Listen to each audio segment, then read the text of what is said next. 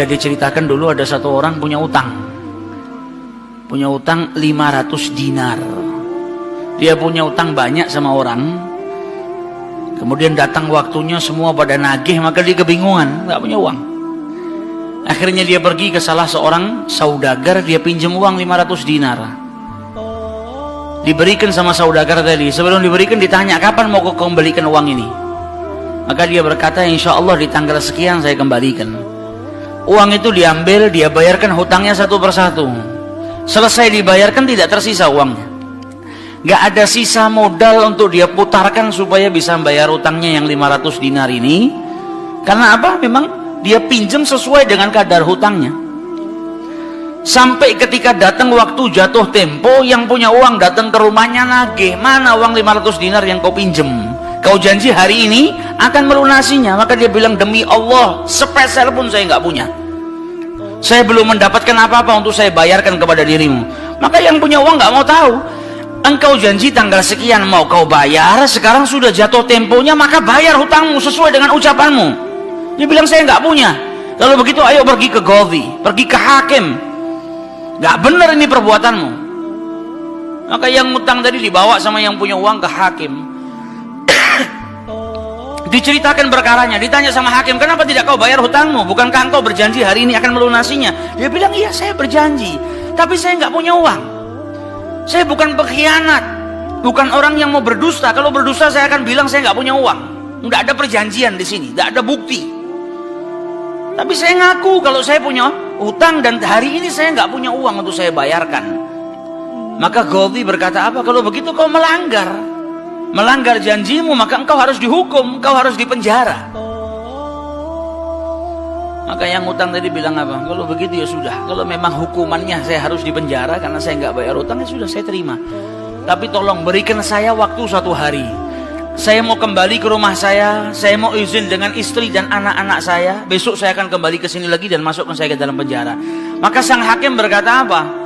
Bagaimana mungkin saya bisa percaya dengan dirimu? Siapa yang menjamin dirimu? Kalau ada yang menjamin kau bakal kembali ke sini, maka saya lepaskan. Dia bilang, ya Qadhi, kalau saya niat lari sudah dari kemarin-kemarin saya lari. Kalau saya niat lari saya nggak datang ke sini. Maka percayalah saya akan kembali di esok hari. Maka kata Qadhi, jaminannya apa? Akhirnya lelaki tadi bilang apa? Jaminannya yang menjamin saya adalah Rasulullah SAW. Maka sang hakim bingung. Maksudmu yang menjamin Rasulullah ini bagaimana? Dibilang, ya hakim, kalau saya besok nggak kembali ke tempat ini, saya bersedia ditolak menjadi umatnya Nabi besar Muhammad SAW. Ini tidak main-main sumpahnya. Dan ini bukan sembarang orang, memang orang yang soleh. Dia bilang, berikan saya waktu sebentar, saya kembali kepada keluarga saya pamit dengan istri saya, besok saya kembali. Saya bersumpah dan saya siap dikeluarkan dari umatnya Rasulullah, nggak dianggap sama Rasulullah kalau sampai saya berdusta. Maka si hakim tadi mendengar sumpahnya seperti ini, akhirnya dipercaya. Kalau begitu kembalilah. Maka dia kembali ke rumah, dia ceritakan kepada istrinya, dia minta izin sama istrinya, suamimu ini mungkin besok di penjara karena nggak bisa bayar utang. Kata istrinya, kalau kau dihukum penjara, terus apa yang bisa membuatmu keluar sekarang ini? Kok tidak langsung di penjara, kok bisa kembali ke rumah? Kata suaminya, karena saya mendapatkan jaminan. Dari siapa? Dari Rasulullah. Dia ceritakan, saya bersumpah kalau saya nggak kembali di esok hari, saya rela tidak dianggap sebagai umatnya Rasulullah SAW. Maka istrinya berkata, selagi engkau ini mendapat jaminan dari Rasulullah atau kau menjaminkan Rasulullah SAW, maka ayo kita perbanyak sholawat. Semoga Nabi besar Muhammad SAW benar-benar menjamin dirimu. Karena sholawat itu manfaatnya besar. Sholawat ini berkahnya luar biasa.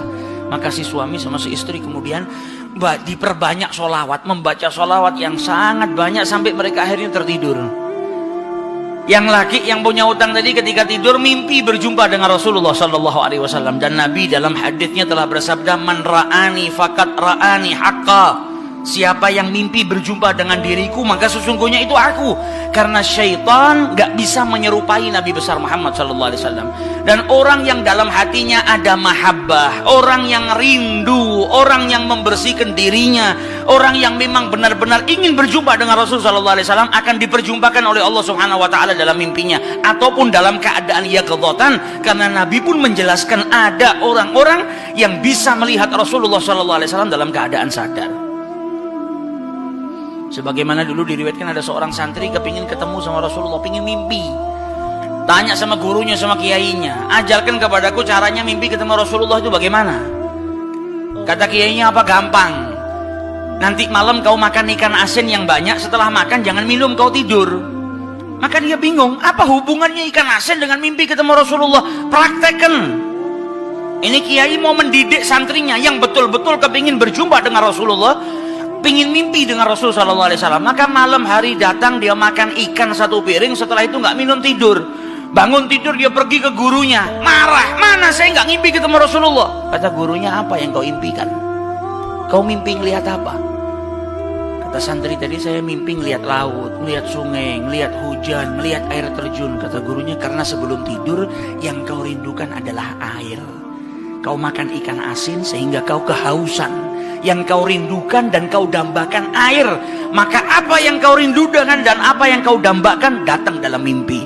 Coba setiap kali kau tidur kau rindu dengan Rasulullah.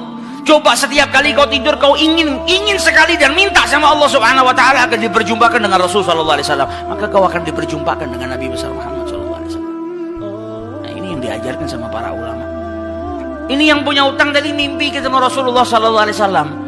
Dalam mimpinya apa kata Rasulullah? Kau jangan takut, jangan gelisah. Orang yang mahabbah, baca sholawatnya bukan sekedar baca, tapi baca dari lubuk hatinya, baca dengan penuh kecintaan.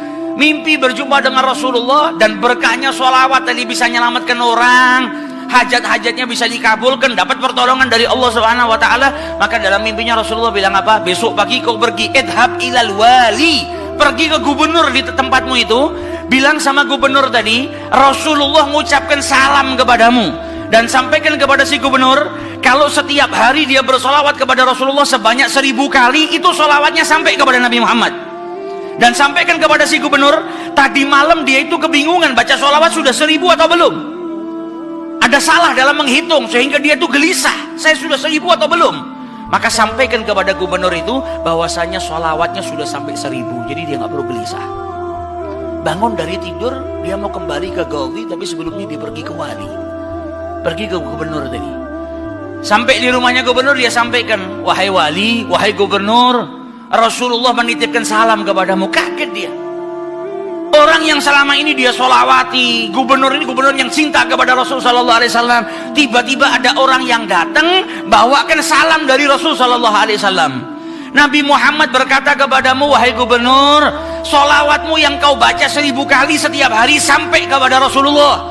Dan tadi malam ketika engkau kebingungan solawatmu itu sudah 1000 atau belum, ternyata sudah 1000. Nabi ngabarkan kau jangan takut, jangan gelisah, karena solawatmu seperti biasa, istiqomah kau baca, jumlahnya sudah 1000. Dan Nabi Muhammad minta engkau bantu diri saya untuk melunasi hutang. Maka saking gembiranya dapat salam dari Rasulullah, dapat kabar kalau solawatnya yang selama ini dia baca sampai kepada Rasul Sallallahu Alaihi Wasallam. Ditanya utangmu berapa? 500 dinar. Diambilkan 500 dinar dari Baitul Mal. Setelah itu diambilkan lagi 2500 dinar dari uang pribadinya. Ini hadiah buat dirimu karena kau datang bawa kabar gembira kepadaku, yaitu Rasulullah Sallallahu Alaihi Wasallam mengucapkan salam kepadaku. Mahabbah. Kita belum tentu, kalau mungkin andai ada orang yang mimpi berjumpa dengan Rasulullah, kemudian Nabi mengucapkan salam kepada kita, belum tentu kita bahagia sampai bisa mengeluarkan harta seperti itu. Tapi orang-orang yang mahabbah, kecintaannya sama Rasulullah luar biasa. Maka dia pulang dari rumahnya si gubernur tadi bawa uang 3000 dinar. Utangnya cuma 500 dinar. Berkat sholawat dia bisa melunasi hutangnya. Maka dia pergi ke rumah qadhi, sebagaimana janjinya dia akan kembali. Dia ketuk pintu rumah qadhi, maka qadhi tadi ketika buka pintunya langsung memeluk orang tersebut, nangis yang luar biasa dan berkata apa? Alhamdulillah, berkat dirimu tadi malam saya mimpi ketemu Rasulullah SAW. Kata Kata Rasulullah apa? Kalau engkau membantu orang yang punya utang itu untuk melunasi hutangnya, maka aku akan membantumu kelak di hari kiamat. Diambilkan uang 500 dinar, diberikan kepada orang tersebut. Sampai Ghazinya pun diimpiin sama Rasulullah SAW. Keluar dari rumahnya Ghazi bawa uang berapa? 3.500 dinar. Dia pergi ke tempat orang yang dia utangi mau bayar utangnya.